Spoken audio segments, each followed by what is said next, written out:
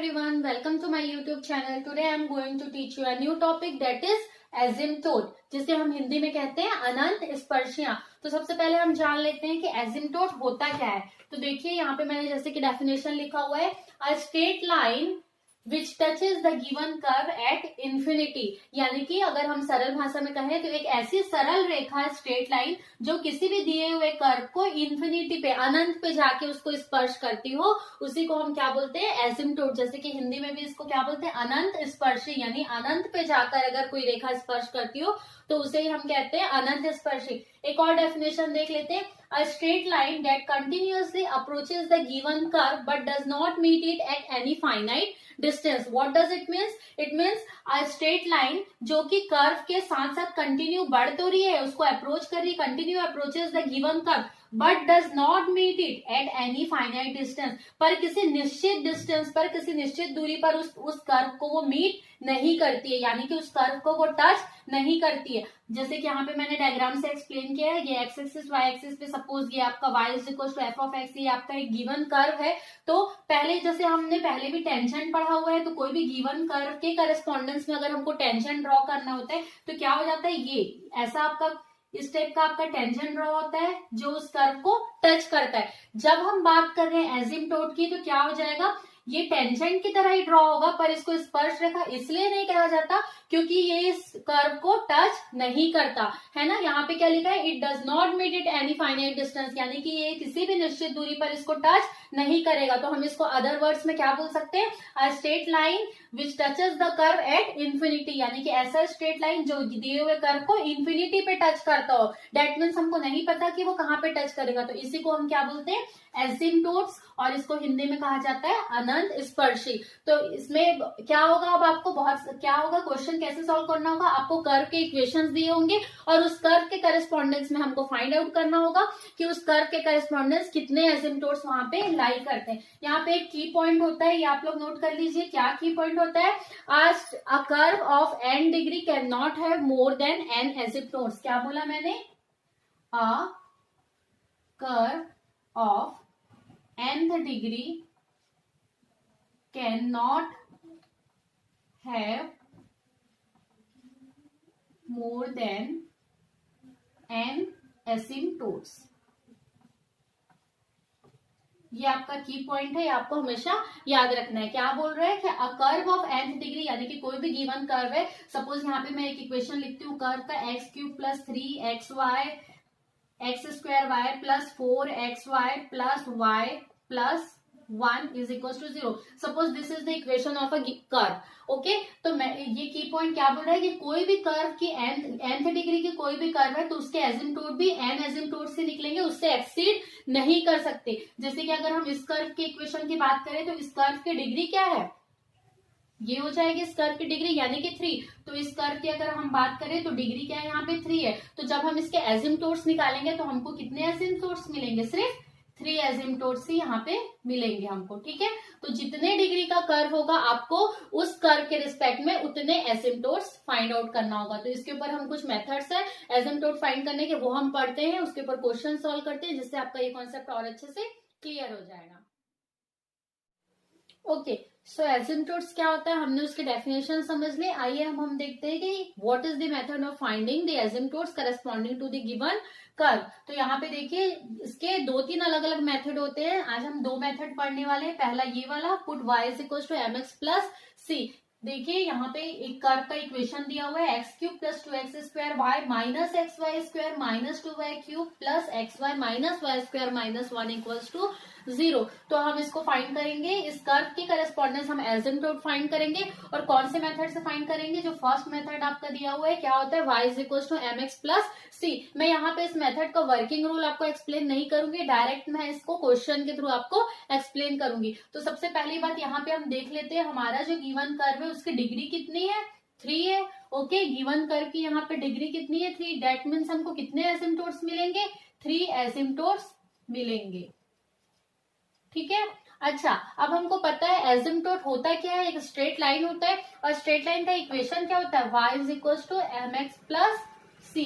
तो यही हमारे एसिम्प्टोट का भी यहाँ पे इक्वेशन हो जाएगा। अगर हम इस कर्व की बात करें तो यहाँ पे हमको 3 एसिम्प्टोट्स मिलेंगे। तो अगर मैं इसको इस टाइप से लिख सकती हूँ। आपका पहला एसिम्प्टोट को मैं रिप्रेजेंट कर सकती हूँ y1 से, दूसरे को y2 से और तीसरे को y3 से। ठीक है, इसी प्रकार से इसको भी मैं कैसे लिख सकती हूँ, m1x plus c1, m2x plus c2, m3x plus c3।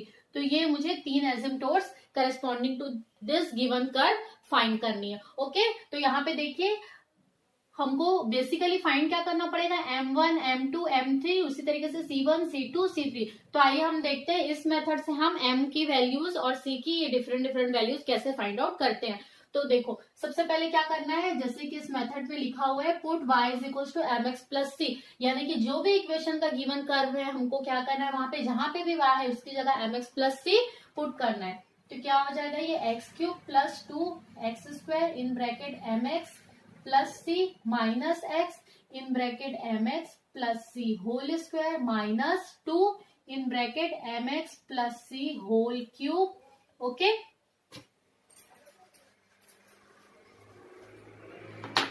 फिर क्या हो जाएगा, plus x in bracket mx plus c minus mx plus c whole square minus 1 equals to 0।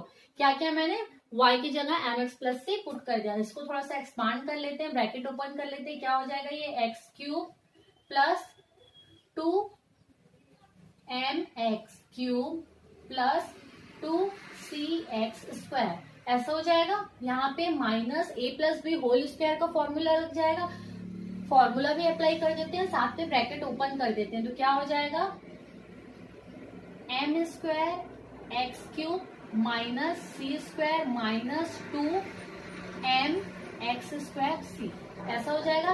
वैसे यहाँ पे a plus B whole cube का फॉर्मूला अप्लाई कर देते हैं और साथ में ब्रैकेट ओपन कर देते हैं। तो क्या हो जाएगा, minus 2m cube x cube minus 2c cube minus 3, अच्छा 3 इंटू 2 क्या हो जाएगा, minus 6।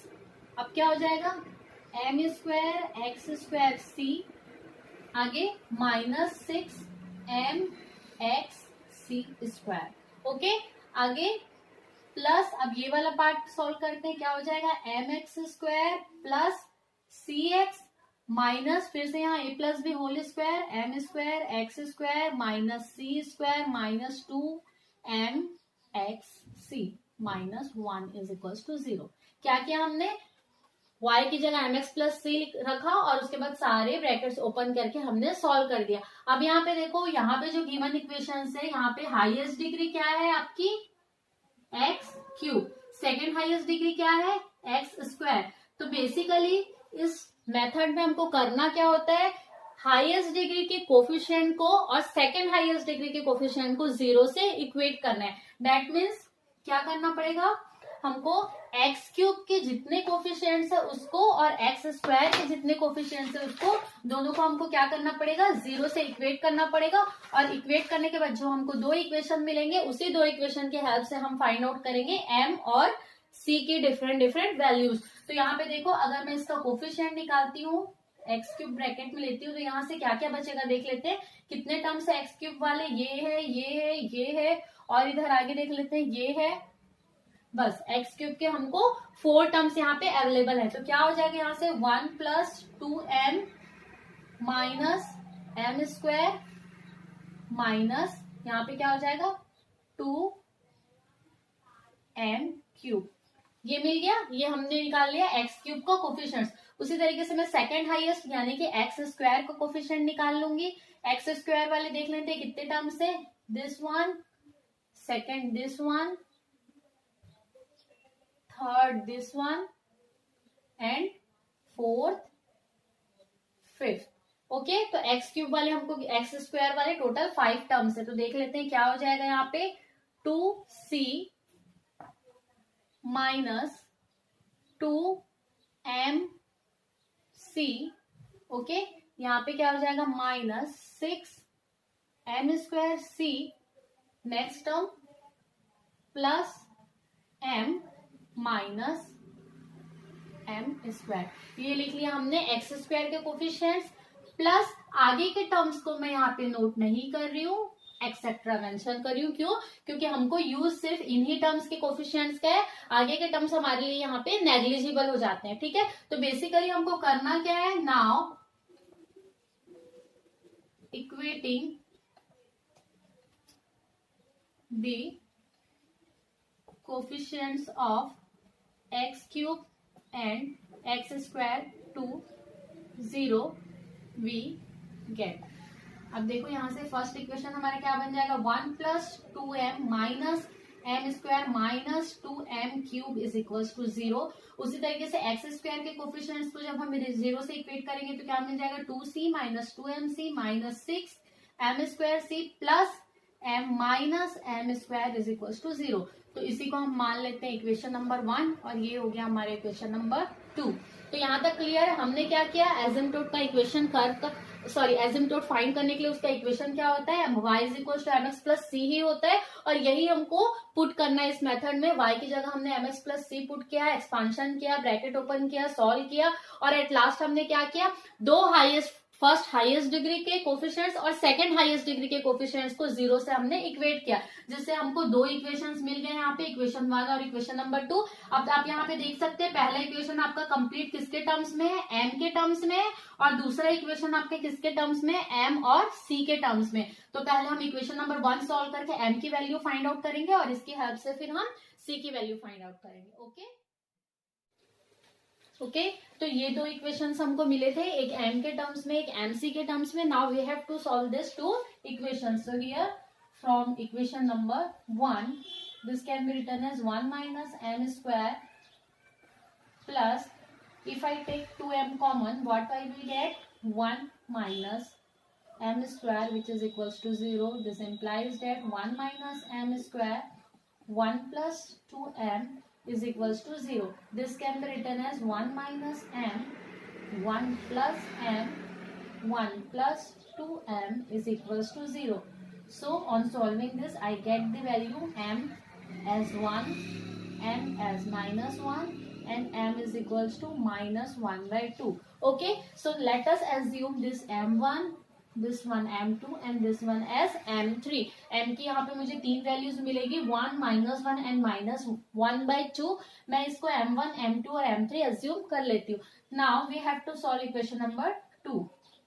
Now from equation number 2 अब मुझे क्या करना है, इक्वेशन नंबर 2 को सॉल्व करके c की वैल्यू फाइंड आउट करनी है। So equation number 2 can be written as we get 2c 1 minus m, okay, minus 3m square minus m square plus m is equals to 0. This can be written as c is equals to m square minus m divided by twice of 1 minus m minus 3m square. Okay, तो मैं यहाँ पे c को transform कर लेती हूँ m के form में, ये वाली वैल्यू मिलेगी। Now I have to calculate the value of c for different values of m. So first for m1 is equals to 1, first of all we calculate for m1 is equals to 1. So let us assume c1, हम m1 के लिए जो c find out करेंगे उसको हम c1 मान लेते हैं। Similarly for m2 c2 and for m3 c3। तो सबसे पहले मैं c1 कैलकुलेट कर लेती हूँ। हमको क्या करना है, पुट करना है m की वैल्यू यहाँ पे 1, तो क्या हो जाएगा 1 minus 1 divided by twice of 1 minus 1 minus 3 which is equals to 0. So यहाँ पे मुझे क्या मिल गया, c1 is equals to 0 for m1 is equals to 1. तो यहाँ पे मैं पहला एसिम्प्टोट लिख सकती हूँ, y1 is equals to m1x plus c1. क्या हो जाएगा, y1 इज इक्वल्स टू, यहाँ पे अब हम जब आंसर लिख रहे हो तो यहाँ पे 1 और 2 लिखने की जरूरत नहीं है। तो पहला एसिम्प्टोट क्या हो जाएगा, m1 जब हमने 1 लिया यानी कि x, तो हमको c क्या मिल रहा है 0, यानी कि पहला एसिम्प्टोट हमारा हो गया y is equals to x. Now second हम कैलकुलेट कर लेते हैं for m2 is equals to minus 1. Again c2 हो जाएगा, क्या हो जाएगा यहाँ पे, अब हमको क्या करना है, m की वैल्यू -1 पुट करनी है। तो क्या हो जाएगा 1 means 1 minus -1 that is 1, 1 plus 1 हो जाएगा। डिनोमिनेटर में क्या हो जाएगा 2 in bracket 1 plus 1 minus 3.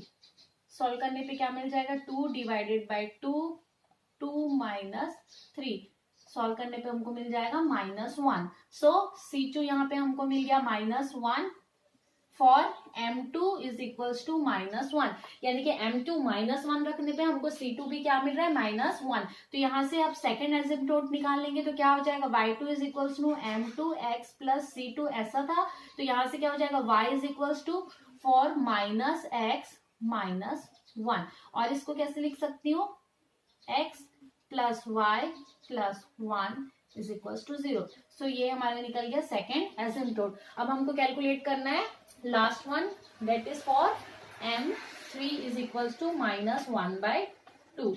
Okay, तो यहां से देख लेते हैं, for M3 is equals to -1/2 क्या हो जाएगा, C3 is equals to M² that is 1/4 -1/2 divided by twice of 1 minus 1/2 that is plus हो जाएगा, यहाँ पे ये भी क्या हो जाएगा, यहाँ पे प्लस हो जाएगा, फिर -3 इंटू M² यानी कि 1/4 ऐसा हो जाएगा। इसको सॉल्व करने पे हमको क्या मिल जाएगा, ऊपर देखो क्या हो जाएगा, 3/4 डिवाइडेड बाय नीचे कैलकुलेट करने पे क्या मिलेगा, 3/2, और कैंसिल होने के बाद एट लास्ट हमको क्या मिलेगा, 1/2। ओके, तो यहाँ पे देखो थर्ड एसिम्प्टोट क्या हो जाएगा,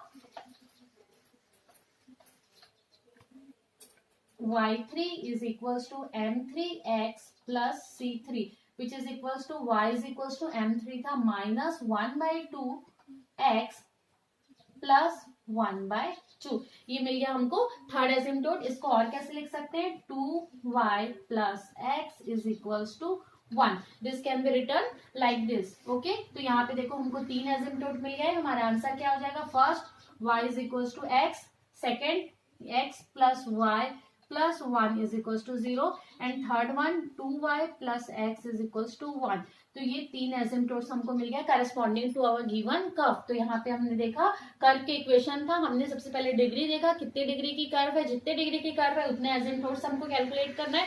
तो ये था आपका फर्स्ट मेथड, जिसमें हम क्या करते हैं, y is equals to mx plus c substitute करते हैं, और उसके बाद हाईएस्ट डिग्री के coefficients plus second highest degree के कोफिशिएंट्स, इन दोनों के कोफिशिएंट्स को 0 से इक्वेट करके दो इक्वेशन फाइंड आउट कर लेते हैं। Then step by step solve करके हम m की डिफरेंट वैल्यूज और c की डिफरेंट वैल्यूज कैलकुलेट करके उसको हमारे y is equal to mx plus c वाले इक्वेशन में, इस वाले इक्वेशन में सब्स्टिट्यूट करके हम क्या करते हैं, यहाँ से एसिम्प्टोट फाइंड आउट कर लेते हैं। तो ये था आपका सबसे first method to find asymptotes. Okay, तो let us now see shorter method. अभी हमने एसिम्प्टोट निकालने का फर्स्ट मेथड पढ़ा, that is putting solving by putting y is equal to mx plus c। अब हम इसका नेक्स्ट मेथड पढ़ते हैं, शॉर्टर मेथड। देख लेते हैं इसका वर्किंग रूल क्या होता है।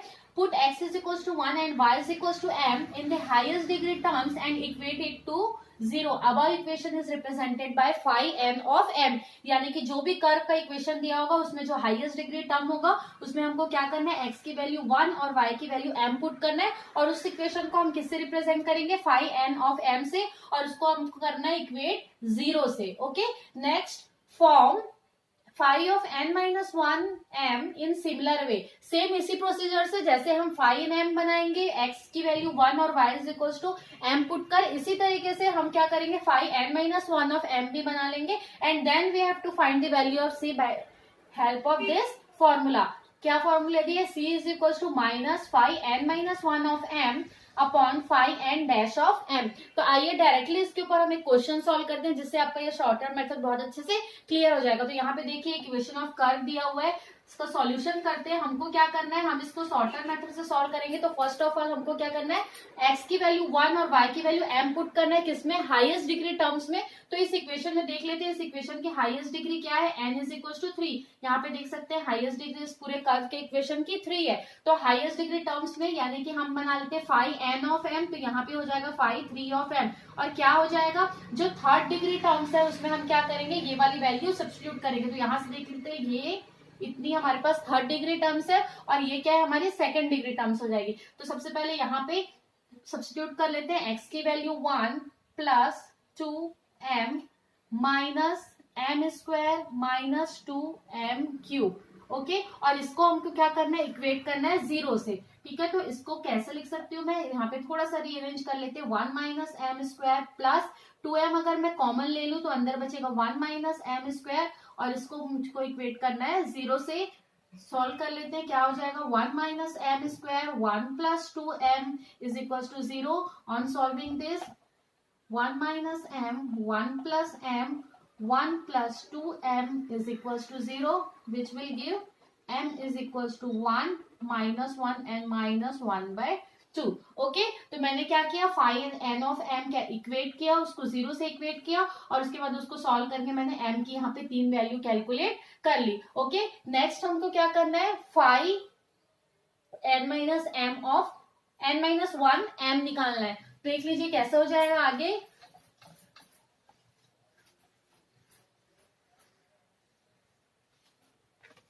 यहां से 5n minus 1 that is 5 of m क्या हो जाएगा, according to our equation second degree terms देख लेते हैं क्या क्या है। हमारे पास 2 ही सेकंड डिग्री टर्म्स है, इसमें हम पुट करेंगे x की वैल्यू 1 और y की वैल्यू m, तो ये हो जाएगा 3m plus 3m square is equals to 0। ये हो गया हमारा 5 ऑफ m।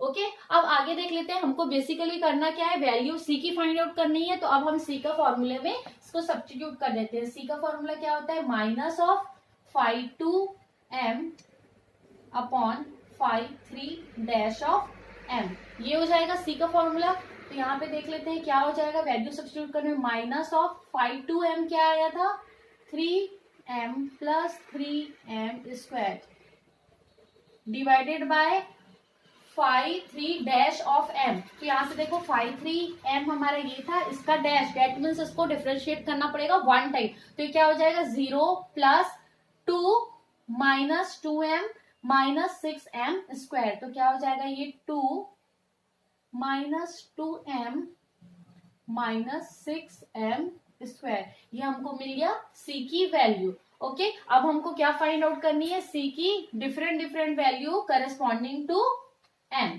तो m की हमको 3 वैल्यू मिली है।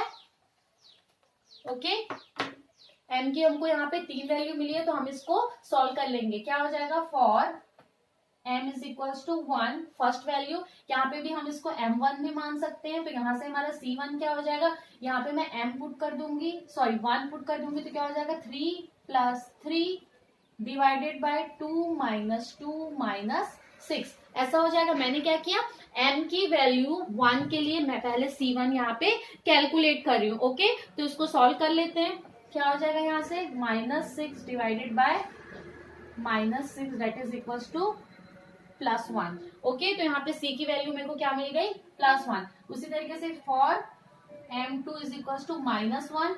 अब सेम इक्वेशन में मैं यहाँ पे m2 पुट कर देती हूँ, तो क्या हो जाएगा, माइनस 3 प्लस 3, ऐसा हो जाएगा। माइनस 1 सब्स्टिट्यूट करने पे 2 प्लस 2m माइनस 6, सॉल्व करने पे क्या हो जाएगा, इसको ब्रैकेट ओपन करेंगे तो क्या हो जाएगा, 3 माइनस 3 डेट इज 0। तो यहाँ पे हमको वैल्यू मिल जाएगी 0। तो c2 हमको क्या मिल गया, यहाँ पे 0। इसी तरीके से फॉर m3 कैलकुलेट कर लेते हैं। For m3 is equal to minus 1 by 2, वापस से c3 इज इक्वल टू, अब यहाँ पे मैं माइनस 1 बाई 2 पुट करूंगी, तो क्या हो जाएगा, 3 into minus 1 by 2 plus 3 by 4 divided by 2 plus 2 by 2 that is 1 minus 6 by 4, ऐसा हो जाएगा। ओके, सो अब इसको कैलकुलेट कर लेते हैं। यहाँ पे देखो, अब यहाँ पे ब्रैकेट ओपन करने पे क्या हो जाएगा, 3 बाय 2 माइनस 3 बाय 4। ओवरऑल इसको पूरा हम सॉल्व करने पे हमको क्या मिलेगा, 3 बाय 4 डिवाइडेड बाय 3 बाय 2, ऐसा हो जाएगा।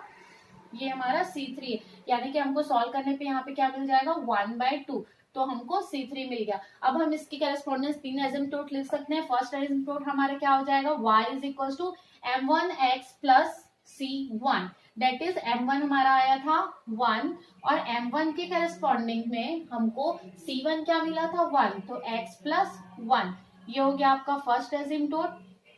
सेकेंड हो जाएगा y is equal to m2 की value minus 1 that is minus x, और इसके करस्पॉन्डिंग में c2 क्या मिला था, 0, तो प्लस 0, यानी कि y plus x is equal to 0। ये हो गया हमारा सेकेंड एसिम्टोट। थर्ड निकाल लेते हैं, क्या हो जाएगा m3 यानी कि -1/2x प्लस C3 आया था प्लस 1/2। इसको थोड़ा सा रीअरेंज करके मैं कैसे लिख सकती हूँ 2y plus x is equals to 1। तो ये आ गया हमारा थर्ड एसिम्टोट। ठीक है, तो आज हमने दो प्रोसीजर सीख लिए एसिम्टोट फाइंड आउट करने के लिए। किसके लिए, m की अगर हमको डिस्टिंक्ट वैल्यू मिलती है, डिफरेंट वैल्यू मिलती है, अगर m की हम डिस्टिंक्ट वैल्यूज के लिए m की अगर हमको डिस्टिंक्ट वैल्यूज मिलती है तो हम कैसे c उसके लिए कैलकुलेट करते हैं, और m और c दोनों कैलकुलेट करने के बाद हम एसिम्टोट कैसे उसको नोट करते हैं। तो ये हमने पढ़ लिया। आज हमने दो मेथड पढ़ा, पहला शॉर्टर मेथड और दूसरा हमने एक मेथड पढ़ा था जिसमें हम पुट करते हैं y is equal to mx plus c।